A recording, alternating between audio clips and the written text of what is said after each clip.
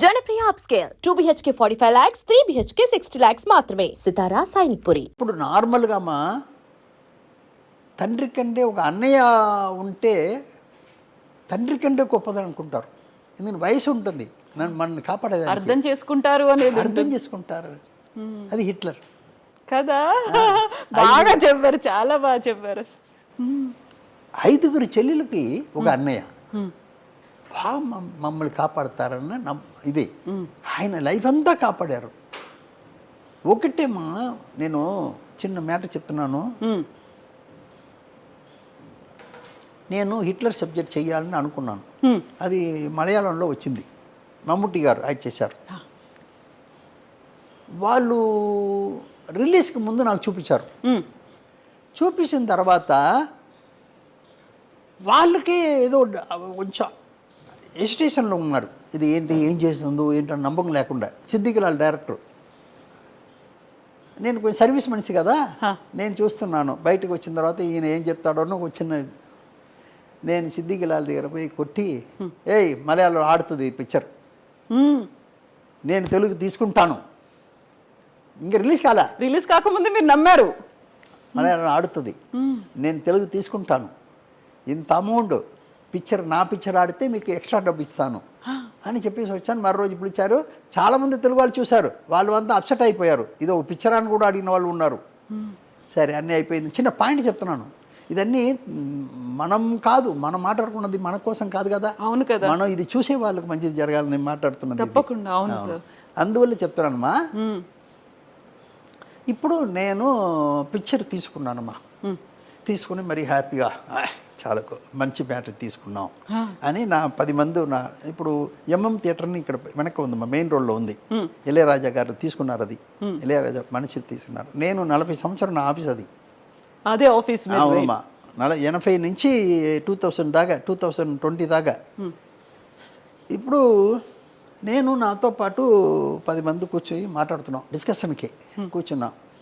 నా దగ్గర పనిచేసిన వాళ్ళంతా, పనిచేసే వాళ్ళు ఇప్పుడు కూడా ఉన్నారు. వాళ్ళు 40 సంవత్సరం 35 సంవత్సరం ఇలా పనిచేసేవాళ్ళు. లాంగ్ జర్నీ మీతో. అవును. ఇప్పుడు మాకు అందరికీ టీ బిస్కెట్స్లు పెడుతున్నాడు బాయ్, మా ఆఫీస్ బాయ్.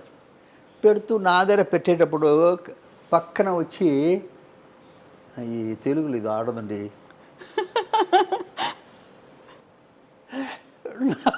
ఒకసారి భయం, తెలుగులో ఇది ఆడదండి అన్నాడు. నా రియాక్షన్ సరి చేసుకున్నాను. సరే ఏంటయ్యా మీరేంటి, అది ఇది అది ఇది వాళ్ళని మాట్లాడించి వాళ్ళని పంప్ చేశాను. పంప్ చేసి ఇక్కడ ఏంటయ్యా, ఎందుకు ఆడదు, నీకెందుకు అనిపించింది అలా, ఇక్కడ ఏంటి ఏంటి ఏంటి ఆడదంటున్నావు ఏంటి అన్నావు. లేదండి తెలుగులో ఆడదండి. బాబు ఎందుకు ఆడదు చెప్పిస్తావయ్యా అన్నాను. అది కాదండి, వీడు అన్నయ్య చెల్లెలకు పెళ్లి చేసి పెట్టాలి, వీడు చేసి పెట్టడు, లవ్ చేసే వాళ్ళని కొడుతున్నాడు, ఇదేంటి అన్నయ్య అన్నాడు. అన్నయ్య సబ్జెక్ట్లో మెయిన్ పాయింట్ మా కదా, సబ్జెక్టుకి మెయిన్ పాయింట్.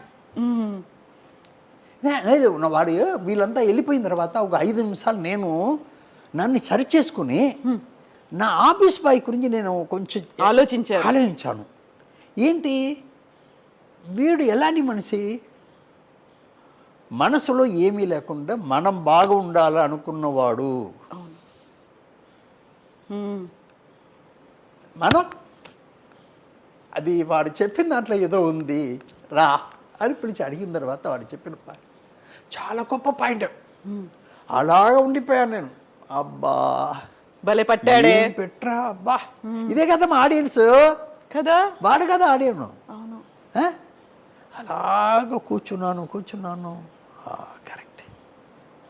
నేను ఆల్రెడీ వేరే విషయాలు చేసుకున్నాను నేను మలయాళానికి దీనికి. ఎందుకంటే వచ్చిన పాయింట్ చెప్తాను. చిరంజీవి లాగా మమ్ముటి గారు డాన్స్ చేయరుగా. డాన్స్ లేకపోతే ఆంధ్రాలో చూస్తారా? చూడరు అసలు. చిరంజీవి లాగా మమ్ముటి గారు ఫైట్ చేస్తారా? లేదు, చేయరు. చిరంజీవి గారు ఫైట్ చేయకపోతే ఆంధ్రాలో చూస్తారా? లేదు కదా. ఇవన్నీ నేను సరి చేసుకున్నాను. ఈ ఒక్క పాయింట్ నాకు మనం అనుకునే దానికంటే గొప్ప పాయింట్ అని మళ్ళీ స్క్రిప్ట్లో కూర్చొని పెద్ద అమ్మాయికి ఒక కలెక్టర్ని కన్ఫర్మ్ చేస్తున్నాడు. అన్నయ్య పెళ్ళికి ఏర్పాటు అయిపోతుంది, బట్ అమ్మాయి వేరే విధంగా చెడిపోతుంది, అందువల్ల వాళ్ళకి పెళ్లి చేసి పెడుతున్నారు. అది కూడా అమ్మాయి ఒప్పుకున్న తర్వాత చేసి పెడుతున్నాను. కథను ఇలాగే తీసుకొచ్చి ఆ కథని సరిచేశాను. ఎందుకంటే ఆడియన్స్ ఎప్పుడు ఆడియన్స్కి ఏమి ఇవ్వాలి అనేది మనం చూడాలి, కానీ మనకు కోసం కాదు. సబ్జెక్ట్ తీయడం మన కోసం కాదు,